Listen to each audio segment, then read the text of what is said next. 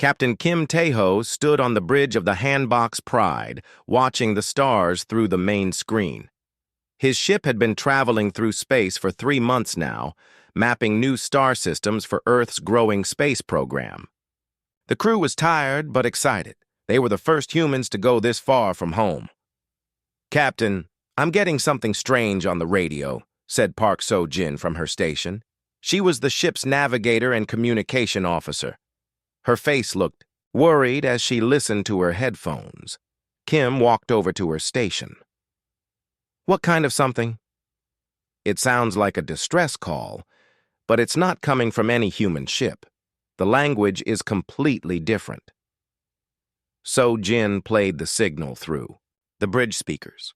Strange musical sounds filled the air, rising and falling like a sad song. Lee Dong-woo, the ship's engineer, looked up from his workstation. Could it be from aliens? The bridge went quiet. Everyone knew that humans had never met aliens before. Earth's scientists always said aliens might exist, but no one had ever found them. Dr. Choi Ha-na, the ship's scientist who studied life forms, came running onto the bridge. "I heard the signal in my lab. Captain, this is incredible. The mathematical patterns in the signal show intelligence. This is really from aliens." Kim felt his heart beating fast. First contact with aliens was supposed to be handled by special Earth teams, not by a simple mapping ship like his. But the signal kept playing, and it sounded more desperate each time. "Can you figure out where it's coming from?" Kim asked So-jin. So-jin worked at her computer for several minutes. "Yes, sir. It's coming from a star system about 4 days away from here. But, Captain, there's something wrong with that system. The star is acting strange." She put the star system data on the main screen. The star was much brighter than it should be, and it was getting brighter every hour. Dr. Choi studied the information. "Captain, that star is dying. It's going to explode soon. Maybe in a few weeks." "And there are aliens living there?" asked Lee. "If that signal is coming from there, then yes. And they're asking for help." Kim looked at his crew. They were all young and brave, but they had never faced anything like this. "Can we understand what they're saying?" Dr. Choi worked with So-jin for an hour, using the ship's computer to study the alien language. Finally, they had some answers. "Captain, it's not good," Dr. Choi said. "They're saying their star is about to explode. They have billions of people on their planet, but they can only save a small number before the explosion. They're asking if anyone in the galaxy can help them." "How long do they have?" Kim asked. "About 3 weeks, maybe less." Lee shook his head. "Captain, our ship is too small to help billions of aliens. We don't have room for even 1,000 people. But we have to try something," said So-jin. "We can't just ignore them." Kim thought about Earth's rules for space exploration. He was supposed to report any alien contact back to Earth and wait for orders. But Earth was months away, and these aliens only had weeks. "So-jin, can you send a message back to them?" "I think so, sir. Dr. Choi helped me understand some of their language. Tell them that humans received their message. Tell them we're coming to help." Lee looked shocked. "Captain, what can we do? We're just one small ship." "I don't know yet. But we have to try. Set course for their system, maximum speed." As the ship changed direction and started moving toward the alien system, So-jin sent the message. The response came back in just a few hours. Dr. Choi translated it with tears in her eyes. "Captain, they say they never expected anyone to answer. Most alien species in the galaxy heard their call for help, but no one is coming. Everyone thinks it's too dangerous or impossible." "What's their planet like?" Kim asked. Dr. Choi showed them pictures that came with the alien messages. The planet was beautiful, with crystal cities that caught the light like diamonds. The aliens themselves looked like living glass sculptures, tall and graceful. "They call themselves the Villani," Dr. Choi explained. "They're peaceful people. They've never had wars or violence. Their whole civilization is based on art and science and helping each other." "How many of them are there?" asked Lee. "About 2,300,000,000. The bridge went quiet again. That was almost half the population of Earth. And they Can only save how many? Maybe 300 million if they're lucky. Their ships are beautiful, but not built for emergency evacuations. Kim made his decision. So Jin, send a message to Earth. Tell them what we found and what we're doing. Send all the data about the Vellani and their situation. What should I tell them we're planning to do? So Jin asked. Tell them we're going to save them. All of them. Lee stared at his captain. Sir, how can we possibly save over 2 billion? Aliens in 3 weeks? I don't know yet, but humans don't leave people behind. That's not who we are. The next 3 days passed quickly as the ship raced toward the Vellani system. Dr. Choi worked day and night to learn more of the Vellani language. She discovered that the Vellani had been calling for help for weeks, sending messages to every star system they knew had intelligent life. Captain, I've learned something terrible, Dr. Choi reported. The Vellani sent their distress call to over 40 different alien species. Some of them are much more advanced than humans, but none of them are coming to help. Why not? Asked. So, Jin, the other aliens think it's too dangerous. The star could explode any time, and the radiation is getting worse every day. They also think it's impossible to evacuate so many people so quickly. Kim felt angry. How could anyone ignore billions of people asking for help? What kind of galaxy is this? He asked. Don't these other aliens care about saving lives? Dr. Choi looked sad. From what I can understand, most alien species only help their own kind. They think the Vellani situation is unfortunate, but not their problem. On the 4th day, they reached the edge of the Vellani system. The dying star was brighter and more violent than anything they had ever seen. Solar storms shot out from it like giant flames. Captain, the radiation levels are very high, Lee reported. Our ship can handle it, but it's not safe for long-term exposure. And it's getting worse every hour, added So-Jin. Kim looked at the beautiful planet ahead of them, knowing that billions of innocent people were about to die unless someone helped them. He thought about Earth, and how humans always tried to help others, even when it was dangerous. Take us in, he ordered. Let's meet the Vellani. As their ship moved deeper into the dangerous system, Kim hoped that being human would be enough to make a difference. The Handbox Pride entered orbit around the Vellani homeworld just as the morning sun rose over their crystal cities. Kim and his crew stared in wonder at the planet below. The cities looked like they were made of living light, with towers that bent and curved like frozen music. Captain, we're getting a communication request, So-Jin announced. Put it on screen. The image that appeared made everyone on the bridge gasp.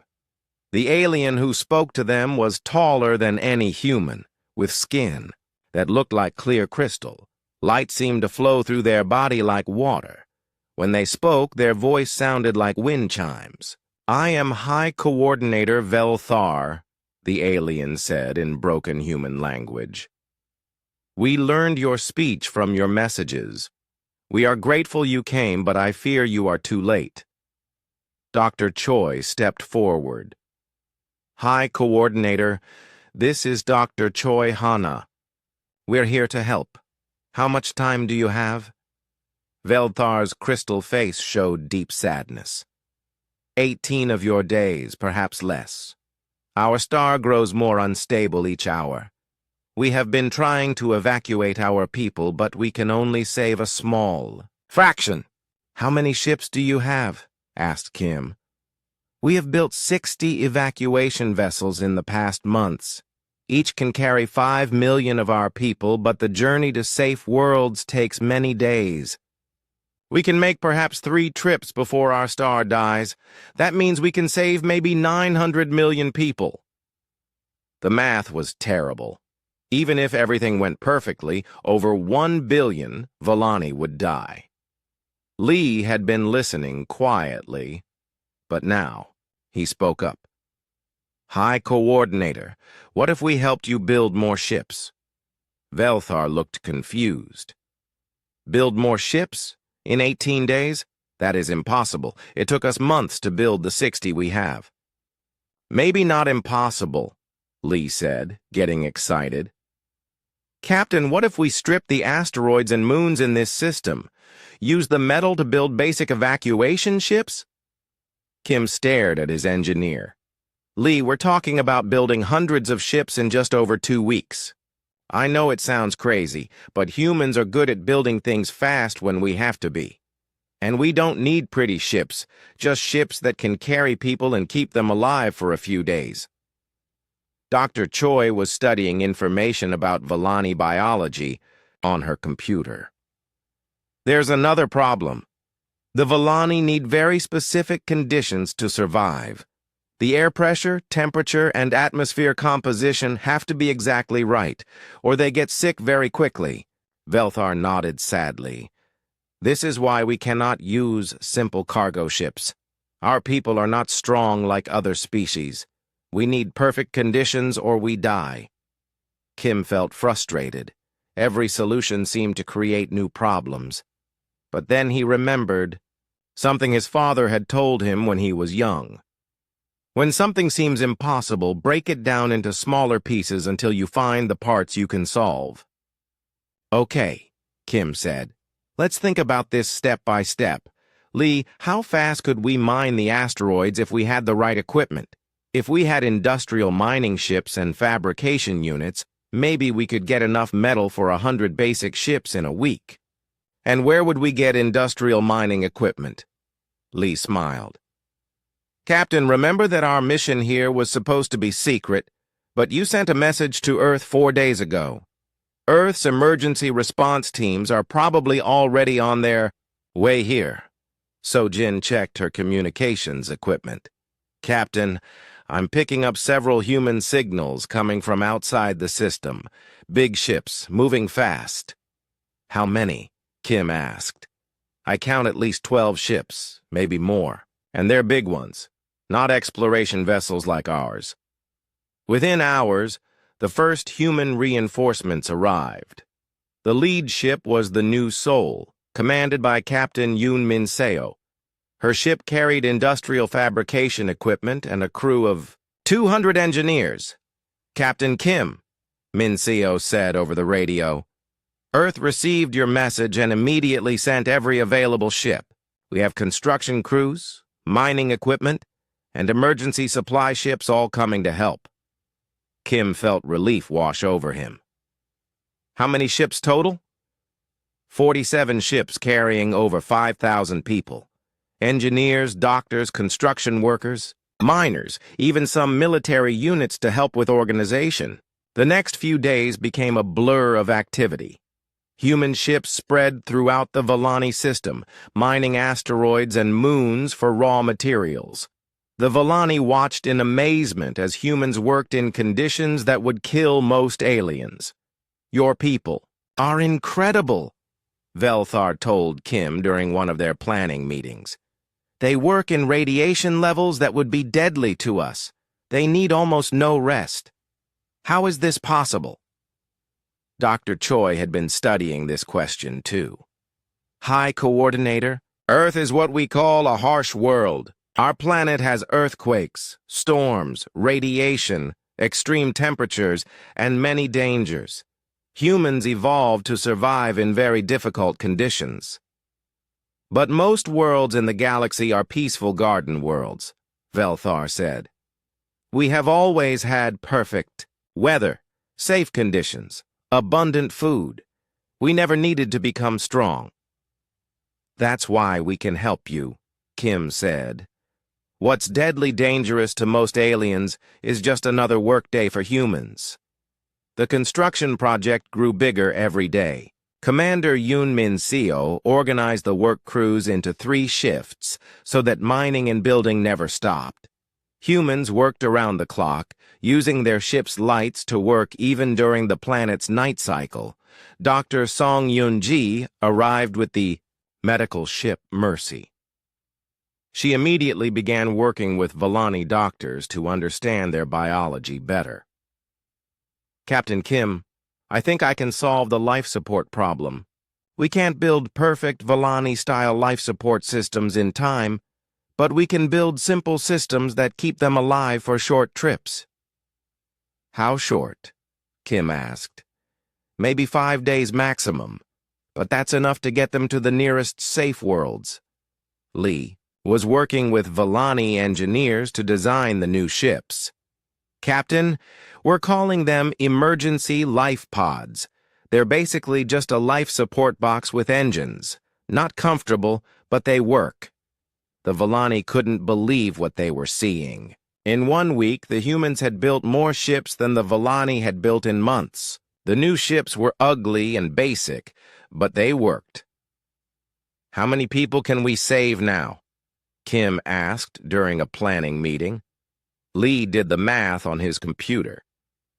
"If we can finish all the ships we started, maybe 1,800,000,000. "That's still not enough," said Dr. Choi. "I know," Kim said, "but it's better than 300 million." Velthar spoke quietly. "Captain Kim, your people are performing miracles. Even saving 1,800,000,000 is far more than we dared hope." "It's not enough," Kim said firmly. "We're going to save all of them." "But Captain," said Commander Yoon, "we're already working as fast as possible." Kim looked out at the dying star, which was getting brighter and more violent every day. "Then we need to work faster. Send a message to Earth.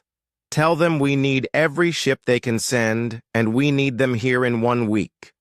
"Sir, Earth doesn't have that many ships," So-Jin said. "Then tell them to build more. Tell them to take ships from other missions. Tell them this is the most important thing humans have ever done." As the second week began, more human ships kept arriving. Private companies sent mining ships. Earth's military sent construction vessels. Even civilian cargo ships came to help carry people. But the star was getting worse faster than anyone expected. Solar storms were getting stronger, and the radiation was increasing daily. "Captain," Lee reported on day 10, "I don't think we have 18 days anymore. The star is becoming unstable much faster than the Vellani predicted." "How long do we really have?" Lee looked at his instruments. "Maybe 8 more days. 10 at the most." Kim felt the weight of over 2 billion lives pressing down on him. 8 days to save everyone, or watch the largest loss of life in known history. "Then we work faster," he said simply.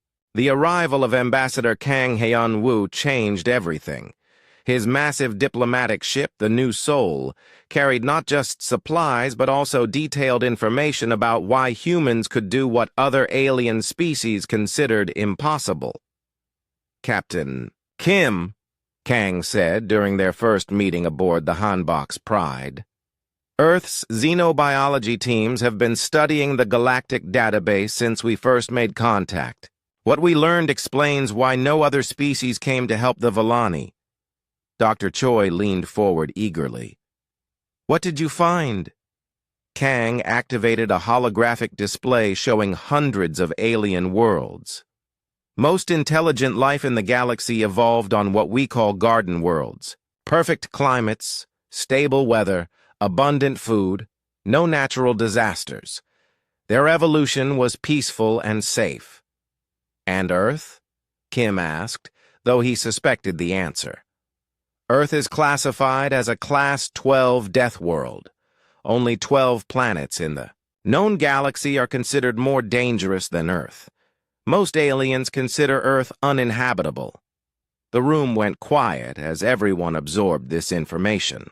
"Sir," said Lee slowly, "are you saying that humans are tougher than most aliens just because Earth is a dangerous place?" "Much tougher," Kang confirmed. "Dr. Song Yoon-ji, who arrived yesterday with the medical team, has been running tests.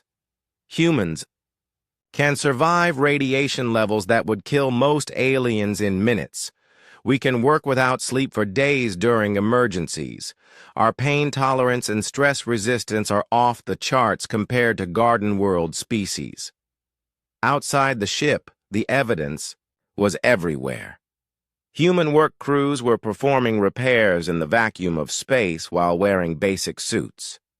The radiation from the dying star was so intense that most alien species would have fled the system weeks ago, but humans were working closer to the star than ever before.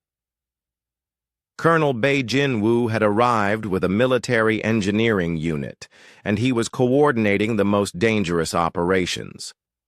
"Captain Kim, my teams are working directly on the surface of the inner moons, mining materials in radiation that would cook most aliens instantly. The Volani can't even get close enough to help us." Dr. Song Yun-ji was discovering more differences every day. "Captain, I've been working with Volani medical staff.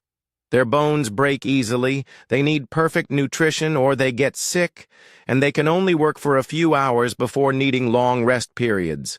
But they're amazed that humans can work 20-hour shifts and still function." Captain Vel Ness of the Volani Defense Forces was working closely with Colonel Bei. Through Dr. Choi's translation, he expressed his wonder at human capabilities. "Your people do things that violate our understanding of biology," Vel Ness said. "Yesterday I watched human workers continue repairing ships even after being injured. On my world, any injury means immediate medical care and rest. But your people treated their wounds and kept working. The difference became most clear during the solar flare crisis. The dying star released a massive burst of radiation that disabled 3 evacuation ships and damaged several human vessels. Any normal species would have retreated to safe distance and waited for the radiation to decrease. Instead, the humans immediately began rescue operations. All ships. This is Captain Kim. We have 3 Volani evacuation ships disabled in the radiation storm. They have 50,000 Volani on board, and their life support is failing."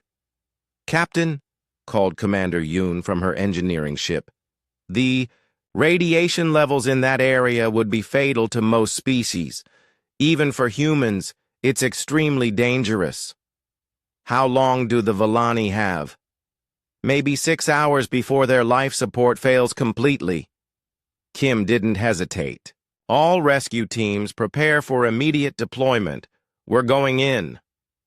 What happened next amazed alien observers throughout the galaxy. Human rescue ships flew directly into the radiation storm, where most aliens would die in minutes. Work crews in radiation suits manually connected power cables between ships to restore life support to the disabled Volani vessels. Engineer Oh Sang-min became a hero that day when he manually held a critical power coupling in place for 3 hours while repairs were completed around him. The radiation exposure should have killed him, but he survived and continued working after medical treatment. "How is this possible?" Velthar asked Dr. Choi after watching recordings of the rescue. "Your people work in conditions that would be instantly fatal to us." Dr. Choi had been studying this question intensively. "High Coordinator, life on Earth has always been a struggle. We evolved during ice ages, volcanic eruptions, asteroid impacts, and climate changes. Every generation of humans had to be tougher than the last, or they died. But such a world would be considered cursed by most. Galactic civilizations? Maybe," Dr. Choi agreed, "but it made us what we are. When we see people in danger, we don't calculate acceptable losses or strategic withdrawals. We just see people who need help, and we help them." The philosophical difference was becoming clear to alien observers. Most galactic species had evolved. Complex social systems based on hierarchy, efficiency, and logical decision-making. The concept of risking many lives to save a few was considered irrational. But humans had evolved differently. On a world where cooperation and mutual aid meant survival, abandoning others in crisis felt worse than death. Ambassador Kang shared reports from other alien species who were monitoring the situation. Captain, we're receiving communications from dozens of alien governments. They're calling our rescue operation unprecedented and impossible. What do they mean by unprecedented? Kim asked. Apparently, no spacefaring species has ever attempted to evacuate an entire planetary population during a stellar collapse. Most species would save who they could and accept that the rest would die. Lee looked shocked. They would just give up on billions of people? It's not giving up to them, Kang explained. It's logical resource management. They calculate that risking rescue ships and personnel to save additional population is inefficient. Dr. Song had been treating injured humans throughout the operation, and she was documenting something remarkable. Captain, I'm seeing humans push their bodies far beyond what should be possible. They're working with injuries, exhaustion, and radiation exposure that would hospitalize most aliens. But they won't stop while Vellani lives are still at risk. The difference became a matter of galactic fascination. News broadcasts across dozens of worlds showed footage of humans working in impossible conditions, refusing to abandon anyone. Sir, Sojin reported, I'm receiving communications from alien news services. They're calling us Deathworld warriors and impossible beings. But the most important communication came from Captain Vel Ness. Captain Kim, I must tell you something that brings me great shame.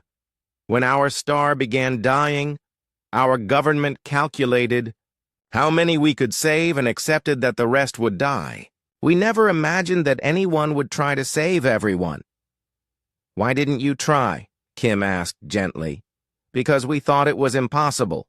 In our culture, we accept reality and work within its limits. But you humans refuse to accept limits. As the rescue operation entered its final phase, the true scope of human determination became clear. They had built over 400 evacuation vessels in 2 weeks. They had worked in radiation that would kill most aliens. They had refused to accept that anyone had to die. But most importantly, they had inspired other species to help. Ships from 12 different alien civilizations had joined the effort, bringing supplies and personnel. Captain, Dr. Choi reported excitedly, the ethereal symbiosis has sent power cores for our ships. The Nexari have provided navigation computers. Even some Karathi military ships are coming to help with transportation. The galaxy was watching humanity prove that Deathworld evolution had created something new. A species that measured success, not by what they achieved for themselves, but by how many others they could save. As the star grew more unstable with each passing hour, Kim realized they were about to attempt the largest civilian evacuation in galactic history. And somehow, impossibly, it looked like they might actually succeed. The Grand Assembly Chamber on the neutral world of Nexus Prime had never seen anything like the emergency session called to discuss the human rescue operation. Representatives from over 200 alien species gathered to watch real-time broadcasts. From the Vellani system, Counselor Thex Prime, a tall being with silver skin and multiple arms, stood at the central podium. Fellow beings, we are witnessing something that challenges our fundamental understanding of interspecies relations. High Arbiter Korath, representing the militaristic Karathi hegemony, activated his translation device. The humans are performing impressive feats, but this operation is ultimately doomed. They risk thousands of lives to attempt the impossible.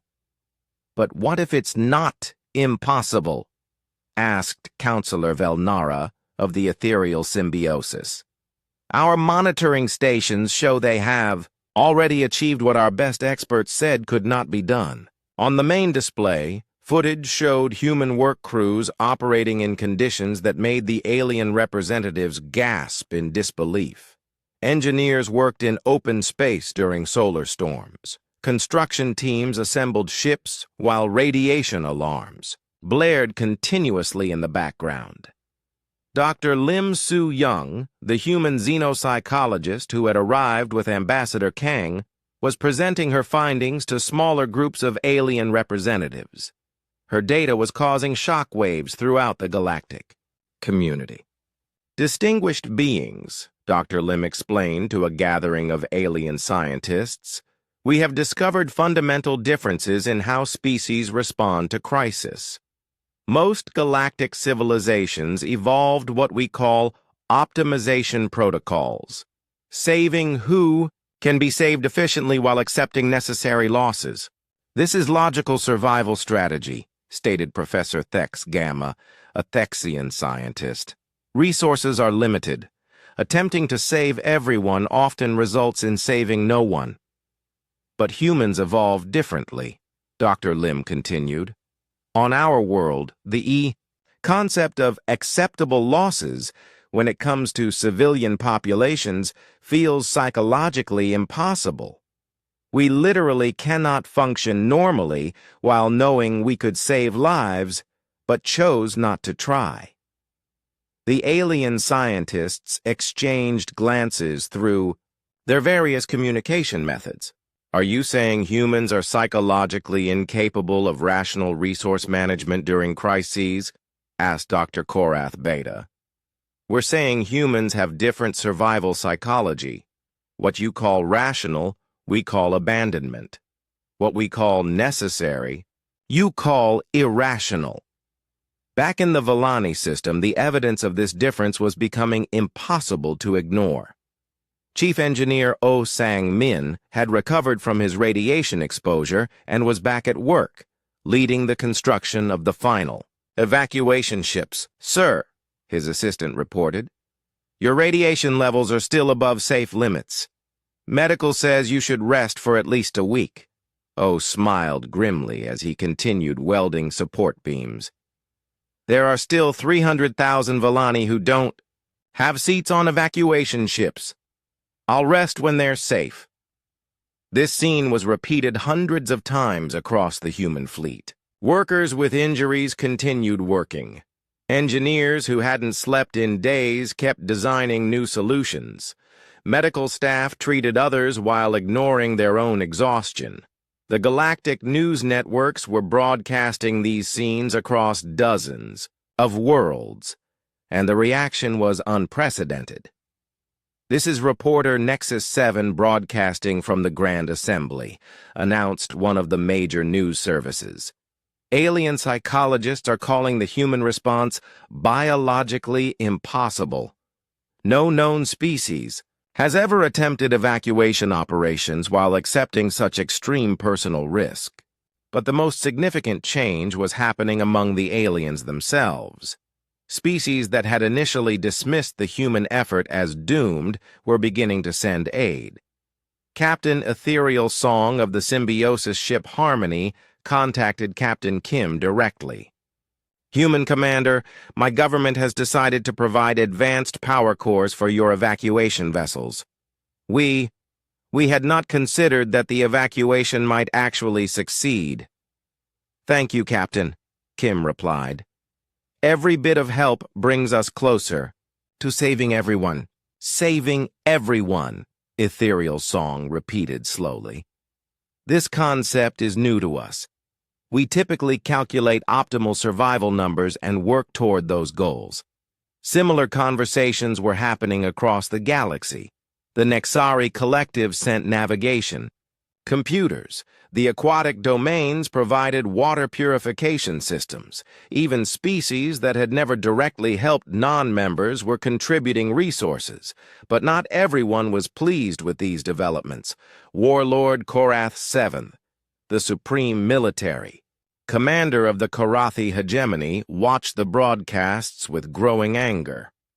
This human behavior is dangerous. They are making other species question established protocols. Sir, his aide reported, 17 species have announced policy reviews regarding emergency response procedures. Some are suggesting adoption of human-style unlimited commitment protocols. Exactly my point, Korath 7 growled. These Deathworld primitives are disrupting thousands of years of stable galactic order. If every species starts attempting impossible rescues, it will lead to chaos and massive resource waste. The warlord's concerns were not entirely unfounded. On Thexia Prime, civilian protests had erupted demanding to know why their government had not offered aid to the Vellani. If primitive humans can save billions of beings, why did our advanced civilization do nothing? Demanded protest leader Thex Omega during a public demonstration. Similar protests were occurring on dozens of worlds. The human rescue operation was forcing entire civilizations to confront uncomfortable questions about their values and priorities. Dr. Lim Su Young's research was revealing the scope of this philosophical divide. Captain Kim, I'm getting reports from across the galaxy. The human rescue operation is causing what alien sociologists are calling a moral awakening. What does that mean? Kim asked during one of their planning sessions. Species that never questioned their crisis protocols are suddenly asking why they accept civilian casualties when alternative approaches might exist. The most dramatic example came from the Vellani themselves. High Coordinator Velthar had been working closely with human teams, and the experience was transforming his understanding of what was possible.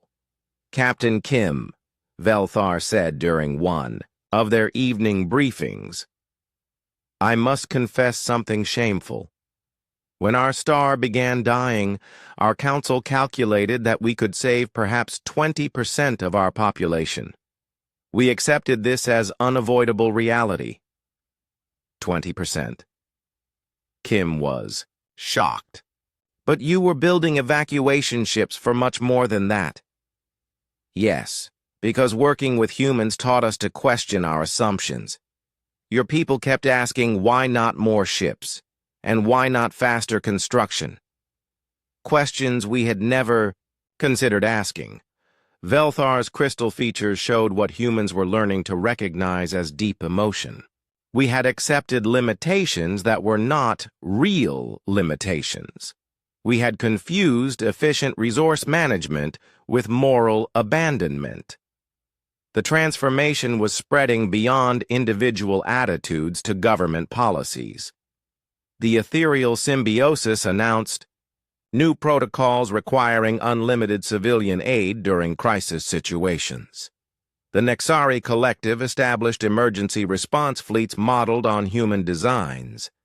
Even the generally isolationist aquatic domains declared their readiness to provide aid to any species facing extinction-level events.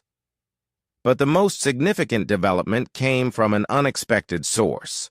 Captain Korath Chen, a moderate leader within the Korathi military, sent a private message to Captain Kim. Human Commander, there are many in the hegemony who disagree with Warlord Korath 7's position. We are quietly organizing support for your operation. We appreciate any help, Captain, Kim replied. You must understand, this represents a fundamental challenge to our society. The Korathi have always believed that strength means the ability to make hard choices and accept necessary losses. But watching your people, it makes us question whether some of our necessary losses were actually failures of will and imagination. As the evacuation entered its final days, the galactic community was experiencing something unprecedented, a widespread reconsideration of basic moral assumptions about duty, sacrifice, and the value of individual lives. The humans had not just attempted an impossible rescue. They had forced an entire galaxy to confront the question of what civilizations owe to each other in times of crisis. And as reports arrived that the human-led coalition had actually saved over 2 billion Vellani lives, that question was becoming impossible to ignore. Fleet Coordinator Park Jae-sung stood in the command center aboard the massive coordination ship Unity, watching hundreds of displays showing the positions of every evacuation vessel in the Vellani system. 3 days remained before the star would explode, and they were attempting something no civilization had ever tried before. "Status report," Park called out to his team. "Sir, we have 412 evacuation vessels of various sizes currently loading passengers," reported Commander An Hee-jin from her station. "Total capacity, 2,100,000,000 beings." "That's still not enough," said Dr. Song Yoon-ji, who was coordinating medical support across the fleet. "We have 2,300,000,000 Vellani on the planet." Park studied the numbers on his screen. "We need to find space for another 200 million people." "Sir," called engineer Ryu Kyung-ho from the Construction Coordination Center, "my teams are working on converting cargo ships into passenger carriers. We might be able to add capacity for another 50 million if we strip everything except life." "Support!" "Do it," Park ordered. "What about the rest?" Captain Kim's voice came over the communication system from his position near the planet. "Coordinator Park, we've had an idea. The Vellani evacuation ships are beautiful but inefficient. They have luxury spaces, art galleries, recreation areas. What if we ask the Vellani to remove all non-essential items to make room for more people?" High Coordinator Velthar, who was working alongside the human teams, answered immediately. "Captain Kim, our people would gladly sacrifice comfort to save more lives. We will begin removing everything that is not essential for survival." The next 24 hours became a frenzy of last-minute modifications. Vellani workers stripped their elegant evacuation ships down to basic life support and passenger space. Human engineering teams worked around the clock to convert every available cargo ship into a passenger vessel. But even as they worked, the star was becoming more unstable. Solar storms were increasing in frequency and intensity, making space operations increasingly dangerous. "Captain Kim," reported Sojin from the Handbox Pride, "I'm detecting massive gravitational fluctuations from the star. The explosion could come earlier than predicted." "How much earlier?" "Maybe 24 hours, maybe less." Park felt the weight of over 2 billion lives pressing down on him. They had come so close to saving everyone, but time was running out. "All ships, this is Fleet Coordinator Park. We are moving to emergency evacuation protocols. All non-essential personnel are to board evacuation vessels immediately. Essential personnel will remain until the last possible moment." The final evacuation began with military precision, but also with the chaos that comes with moving an entire planetary population in less than a day. Vellani families said quick goodbyes as they boarded different ships. Human crew members helped elderly Vellani and carried Vellani children who were too scared to walk. Dr. Choi Ha-na was working at one of the main evacuation centers on the planet's surface. "The Vellani children are terrified," she reported to Captain Kim. "They've never seen violence or danger before. The idea of their star exploding is beyond their understanding." "How are the adults handling it?" "Better than expected. They're incredibly brave, and they trust us completely. But, Captain, some of the families are refusing to evacuate unless all their family members can be on the same ship. This created a new problem. The evacuation plan had people boarding whichever ship had space. But many Vellani families didn't want to be separated."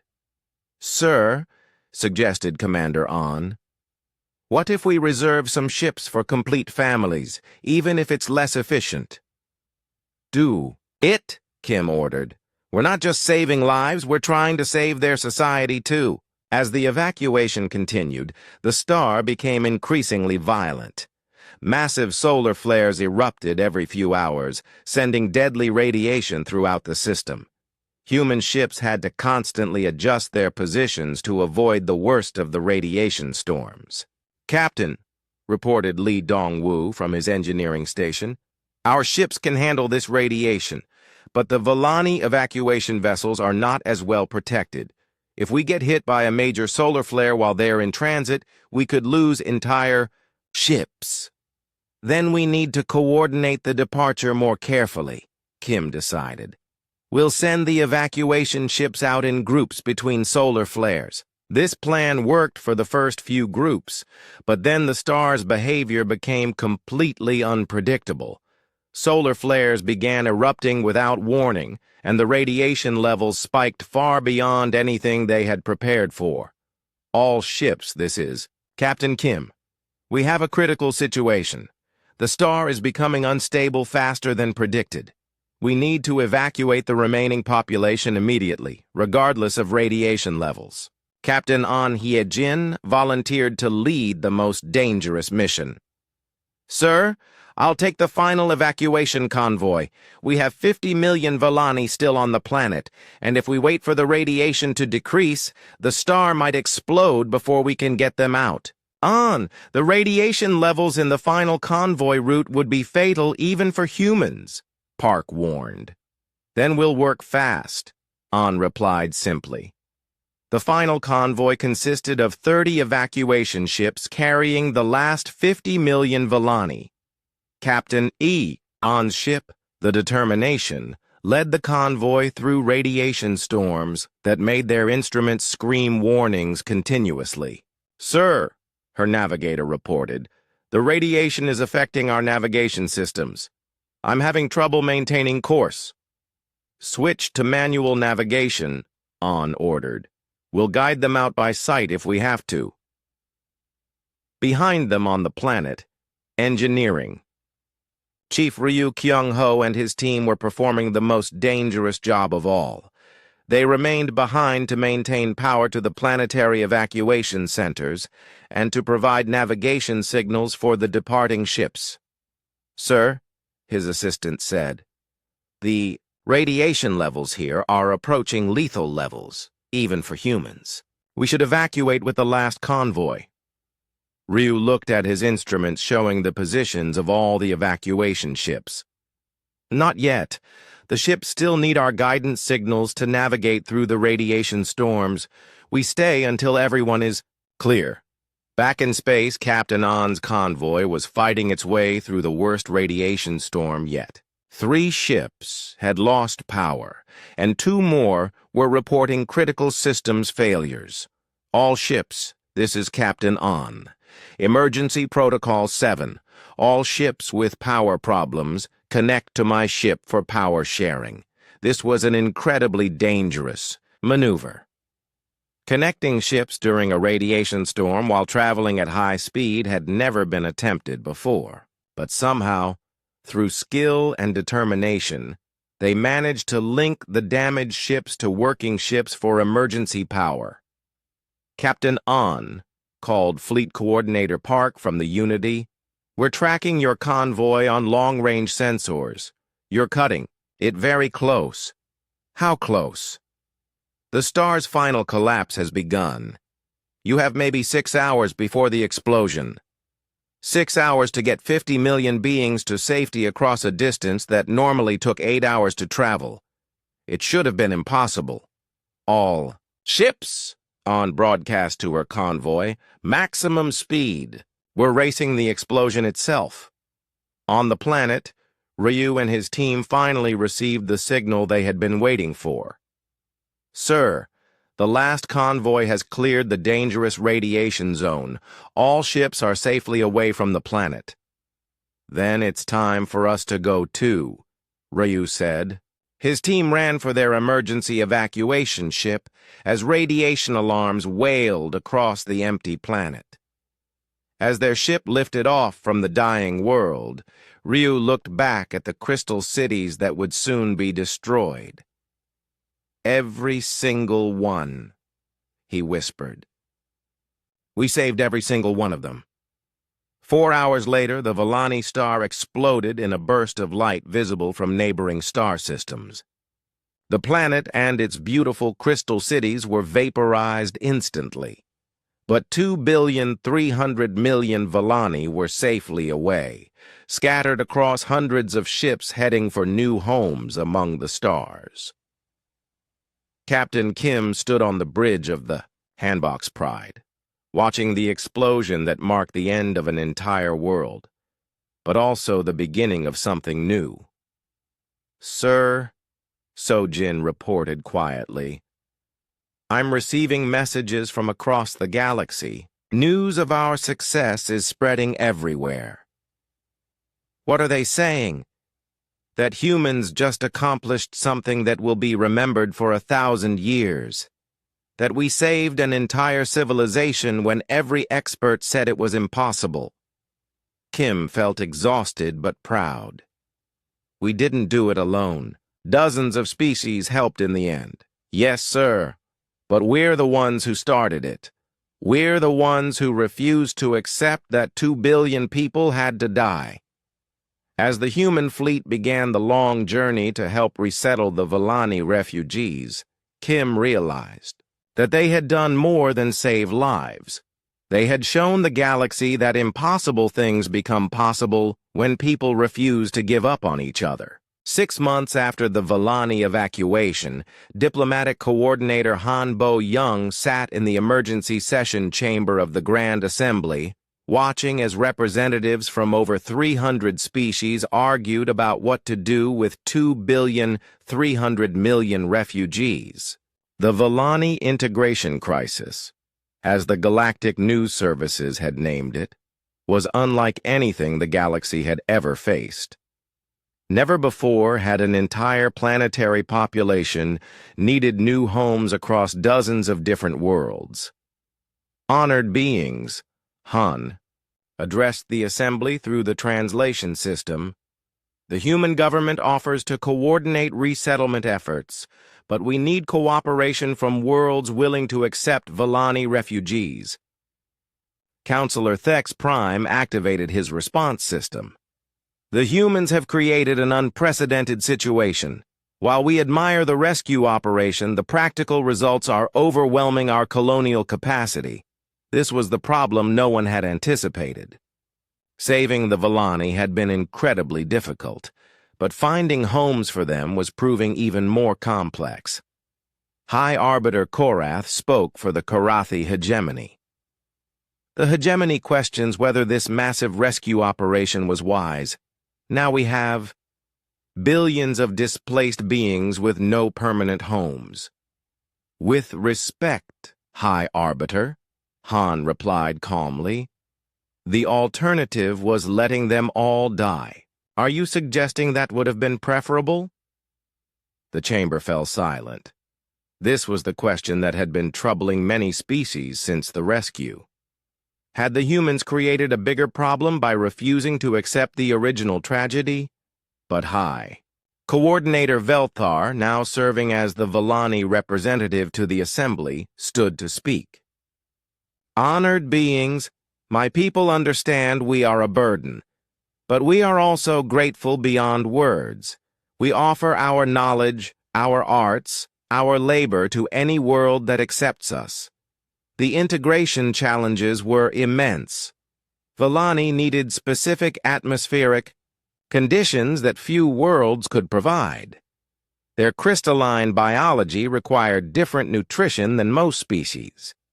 Their peaceful culture had difficulty adapting to worlds with military conflicts or competitive societies, but something unexpected was happening. The rescue operation had inspired changes throughout the galaxy that were making integration easier. Dr. Lim Soo-young presented her findings to the assembly. "Honored beings, our research shows that the Volani rescue has triggered what we call a cooperation cascade across galactic civilization." "Explain this concept," requested Professor Nexus Alpha of the Nexari Collective. "Since the rescue, 47 species have revised their emergency aid protocols. 63 worlds have volunteered to accept refugees from any future crisis. The galaxy is becoming more cooperative. The evidence was everywhere. The ethereal symbiosis had built special atmospheric processors to create Vellani-compatible environments on 12 of their worlds. The Nexari Collective was sharing advanced terraforming technology to modify planets for Vellani settlement. Even more significantly, species that had never cooperated before were working together on the resettlement project. Admiral Yu Shi-Wu, commanding the human flagship Terra Nova, was coordinating refugee transport operations across multiple sectors. Coordinator Han, we're seeing unprecedented cooperation. The aquatic domains are helping transport Vellani to dry world settlements. The Karathi are providing military escort for refugee convoys. The Karathi are helping? Han was surprised. Not all of them. There's been a split in their government. Captain Korath Chen is leading a faction that supports what they call honor-based aid. They say protecting civilians is more honorable than abandoning them. This split in Karathi society was being repeated across the galaxy. Species that had never questioned their traditional approaches to crisis were experiencing internal debates about moral duty and practical cooperation. But not everyone was pleased with these changes. Supreme Warlord Korath Prime, the supreme leader of the traditional Karathi faction, issued a public declaration that was broadcast across the galaxy.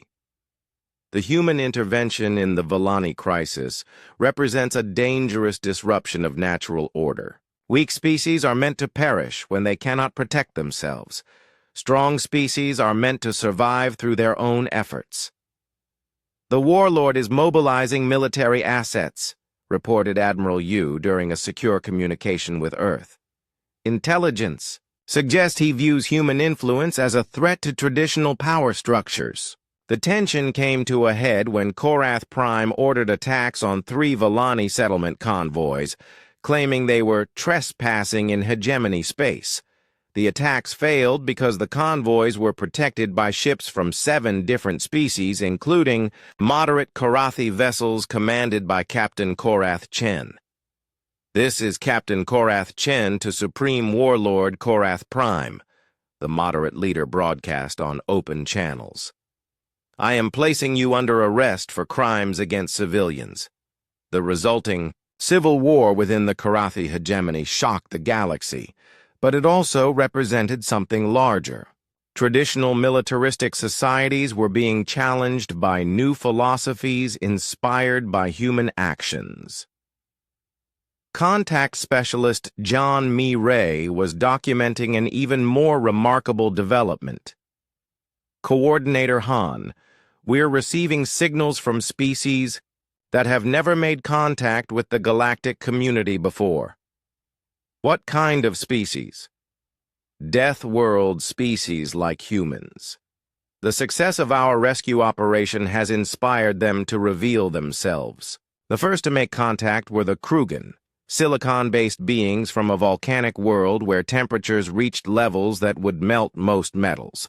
They had watched the Vellani rescue with amazement.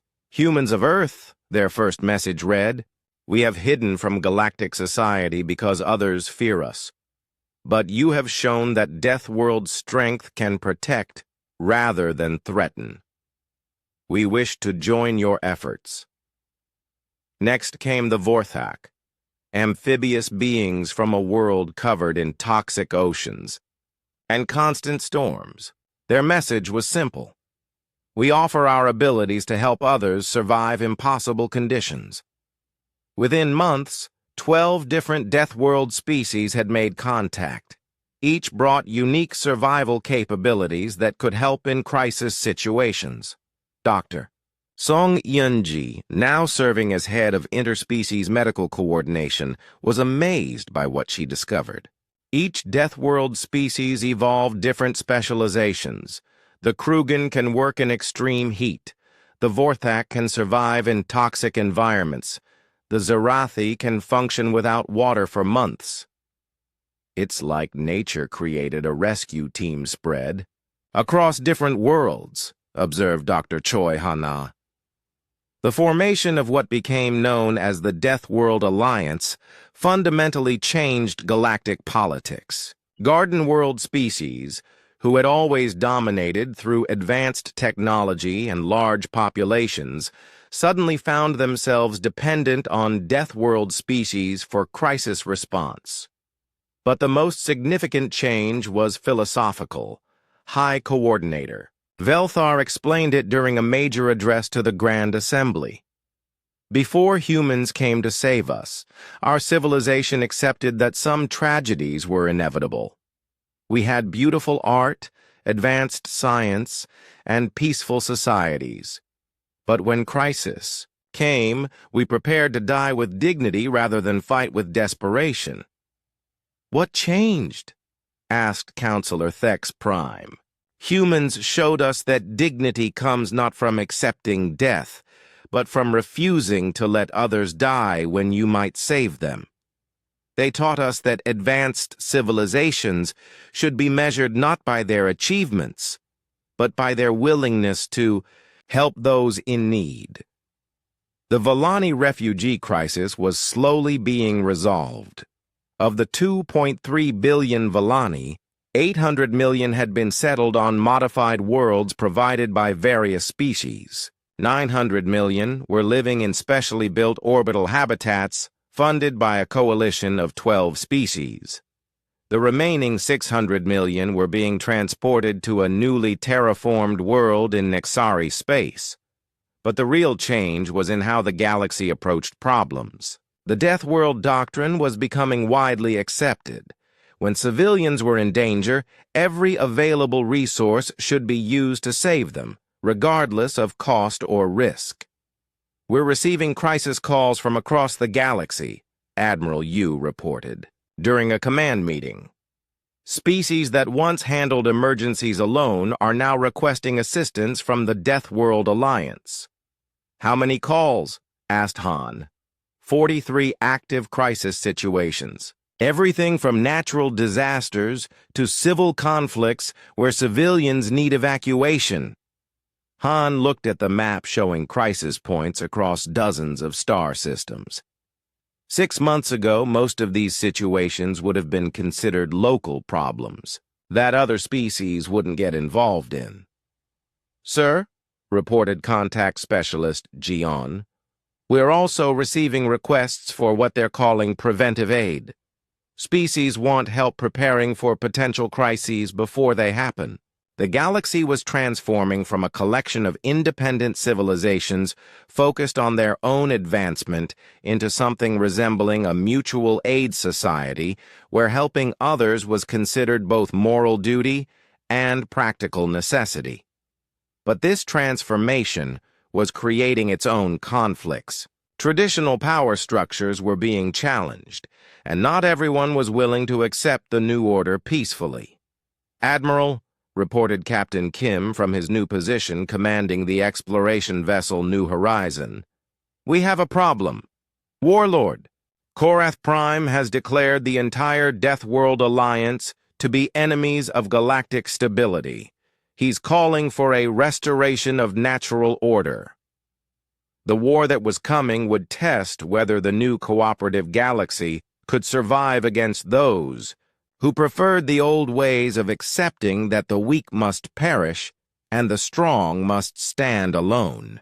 Ambassador Seo Tai-min stood in the council chamber aboard the massive space station Sanctuary, which orbited the neutral world of Nexus Prime.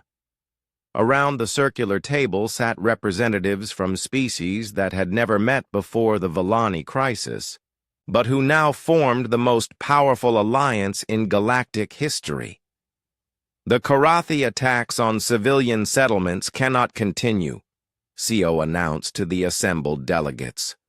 "Supreme Warlord Korath Prime has declared war on the very concept of protecting non-combatants." War Chief Krugthan of the Krugen delegation spoke through his heat-resistant translation device. "My people have monitored 17 attacks on refugee settlements in the past month. The warlord targets the weak to make a point about strength." The Bao. Krugen were silicon-based beings who looked like living rock sculptures. Their homeworld was a volcanic nightmare where temperatures reached 800 degrees Celsius, but this had made them incredibly tough and resistant to most forms of damage. Deep Commander Vorthek of the Vorthak clicked her agreement through her aquatic breathing apparatus.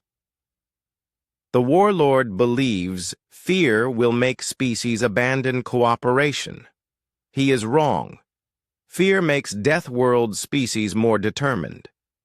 The Vorthak were amphibious beings from a tidally locked ocean world where constant storms and toxic waters had created creatures that could survive almost any hostile environment. Dr. Choi Ha-na, now serving as head of Deathworld Species Research, presented the latest intelligence. The Alliance now includes 14 Deathworld species. Each brings unique capabilities that Garden World species cannot match. The diversity was remarkable. The Zarathi could survive without water for months and work in desert conditions that would kill most beings. The Glacians thrived in sub-zero temperatures that would freeze other species solid.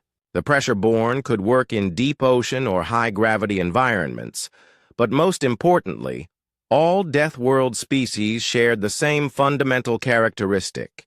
They refused to abandon others in crisis. The philosophical difference is becoming a military one, reported General Nam Hayawan, who had been coordinating defense operations across multiple sectors. The Karathi hegemony under Warlord Korath Prime represents the old galactic order. The strong dominate, the weak perish, and interference is considered disruption of natural law. How many species support the warlord? Asked Seo. Officially, only 12 species have openly declared support. But many others are remaining neutral rather than opposing him, which effectively supports his position. The war had begun 3 months earlier when Korath Prime ordered the destruction of a joint human-Velani agricultural settlement on the frontier, world of New Haven. His justification was that the settlement violated territorial sovereignty. But everyone understood the real message. Cooperation between species would not be tolerated. The attack backfired completely. Captain Korath Chen, leading the moderate Karathi faction, had intercepted the attack fleet and engaged his own military in battle to protect the settlement. "This is Captain Korath Chen to all Karathi forces," he had broadcast on open military channels. "I am declaring the Supreme Warlord unfit for command. Any Karathi who attacks civilians dishonors our entire species." The resulting civil war split the Karathi hegemony, but it also triggered a much larger conflict.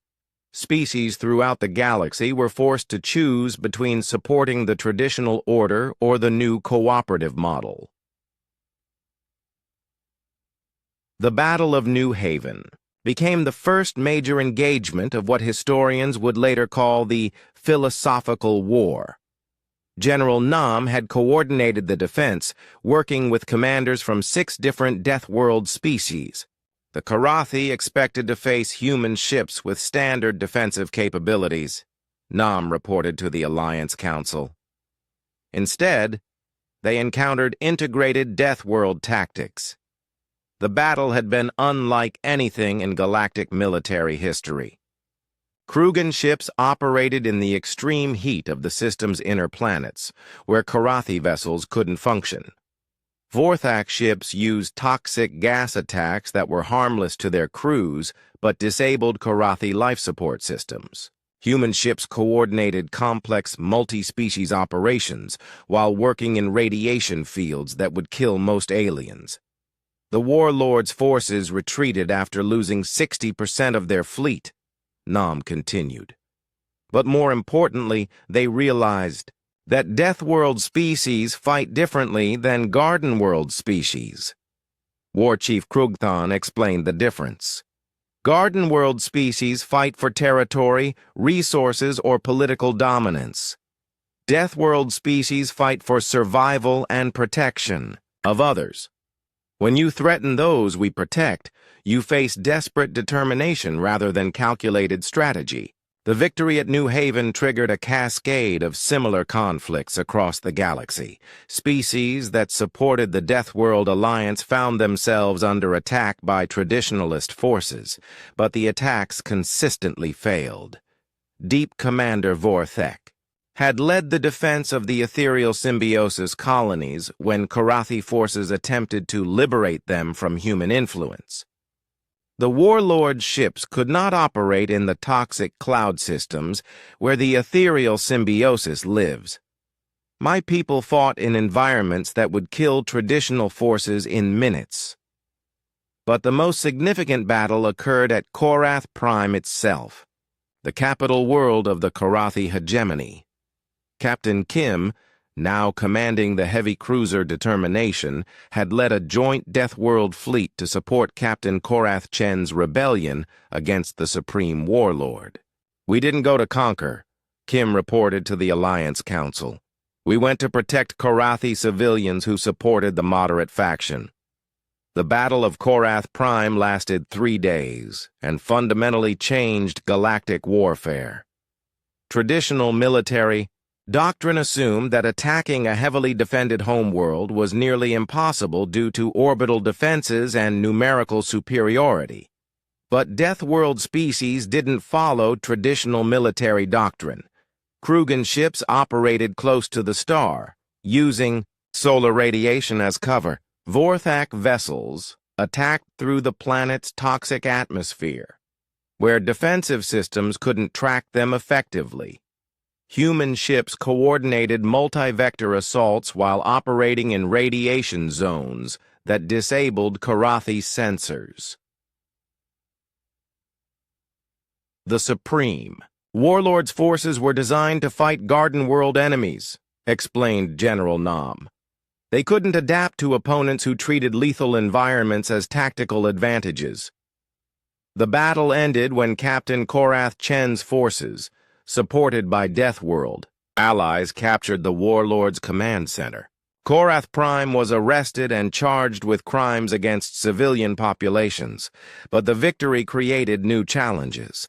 The collapse of the traditional Korathi government has created a power vacuum, reported Ambassador Seo.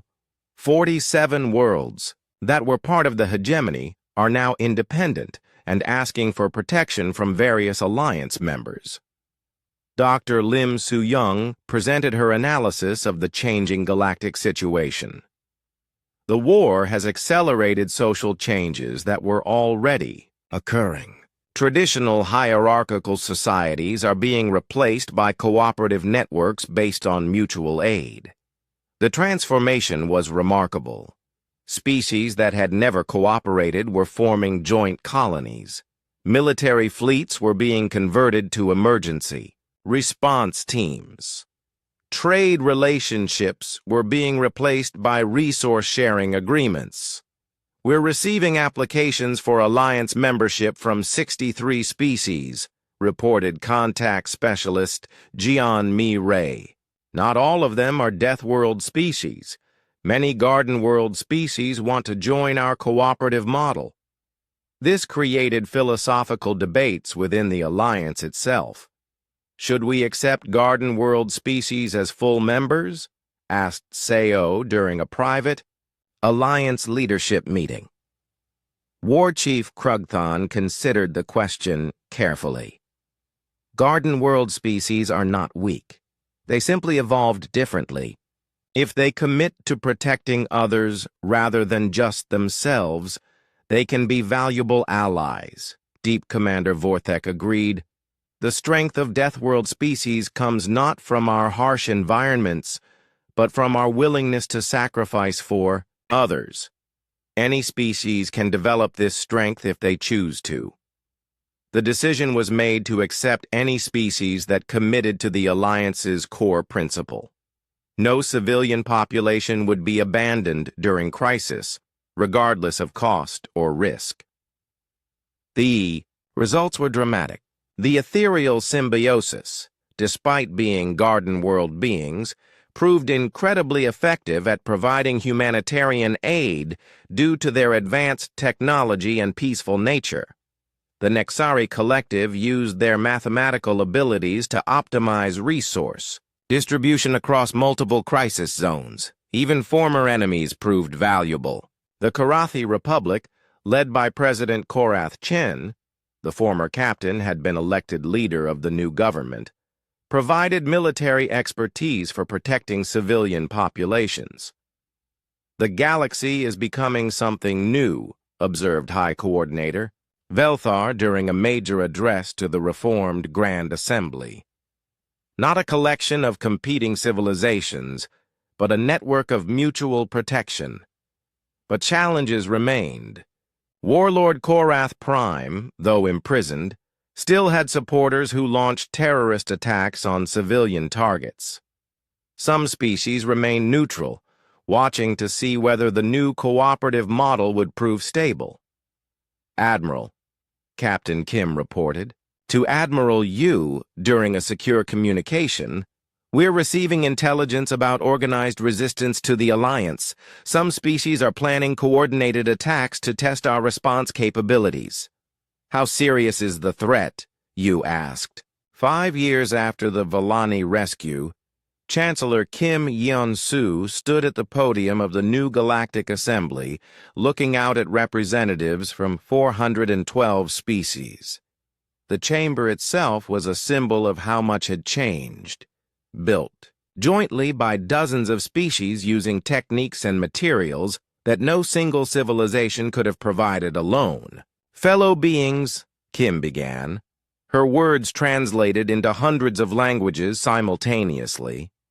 "Today, we formally establish the Galactic Mutual Aid Compact, ensuring that no civilian population will face extinction alone." The applause that followed came in many forms: musical tones from the ethereal symbiosis, rhythmic clicking from the Vorthak, harmonic resonance from the Vallani, and traditional clapping from humans and dozens of other species. High Coordinator Velthar, now serving as A. Deputy Chancellor, rose to address the Assembly. 5 years ago, my people prepared to die with dignity when our star began to collapse. Today, 2,300,000,000 Vallani live on 47 different worlds, contributing to a galactic community we never imagined possible. The transformation had been remarkable. The Vallani refugee crisis had been fully resolved, but more importantly, it had created the framework for handling any future crisis. President Korath Chen, representing the reformed Karathi Republic, spoke. Next. "The Karathi people once believed that strength meant the ability to dominate others. We have learned that true strength means the willingness to protect others." The old Karathi hegemony had been completely transformed. Instead of a militaristic empire focused on conquest, it had become a federation of worlds dedicated to emergency response and civilian protection.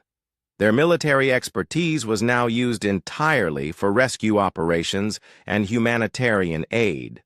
Dr. Song Yoonji, now Director of Interspecies Medical Cooperation, presented the latest statistics.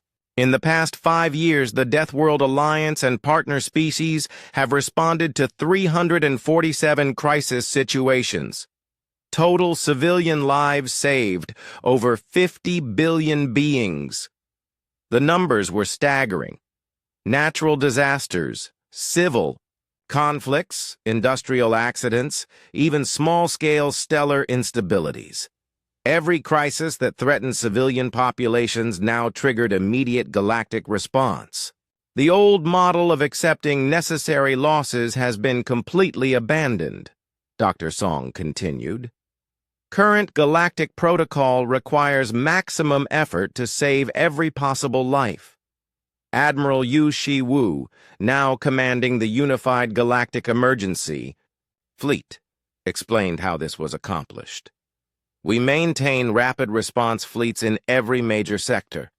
When a crisis occurs, the nearest available ships respond immediately, regardless of species boundaries or political affiliations.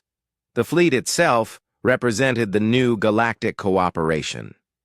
Human ships worked alongside Krugan vessels, Vorthak, craft, and ships from dozens of other species.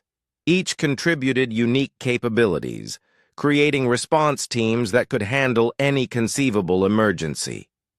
War Chief Krugthan, now serving as Director of Environmental Emergency Response, described their latest capabilities. Deathworld species have taught Garden World species to work in hostile environments. Garden World species have provided advanced technology and resources. Together, we can operate in conditions that would have been impossible for any single species.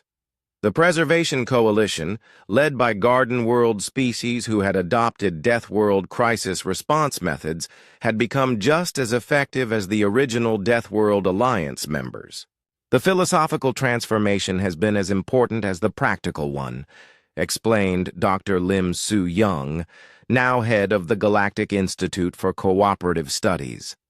Species throughout the galaxy have internalized the principle that civilizations' strength is measured by its willingness to help others, but the most remarkable development was the integration of former enemies.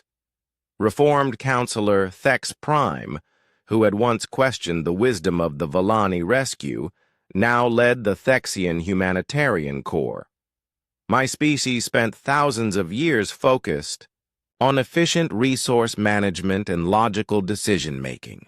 Humans taught us that some decisions should be made with the heart rather than the calculator.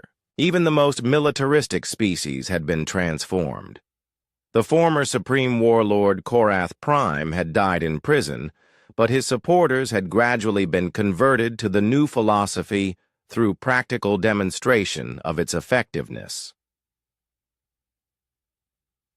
Commander Korath Vex, who had once served under the Warlord, now explained the change. We believed that helping the weak made us weak. We discovered that protecting others made us stronger than we ever imagined possible. Contact Specialist Jian Mi Ray reported on the continuing expansion of galactic cooperation. We now have contact with over 600 intelligent species.